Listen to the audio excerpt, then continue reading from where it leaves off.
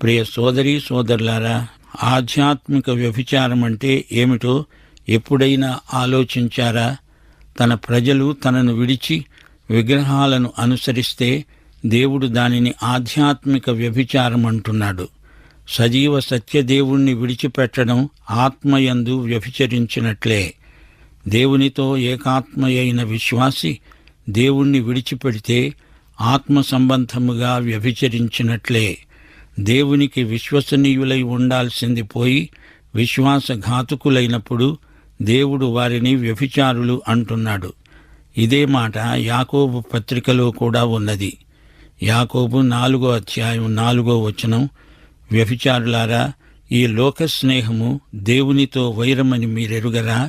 కాబట్టి ఎవడు ఈ లోకముతో స్నేహము చేయగోరుతాడో వాడు దేవునికి శత్రువు అవుతాడు.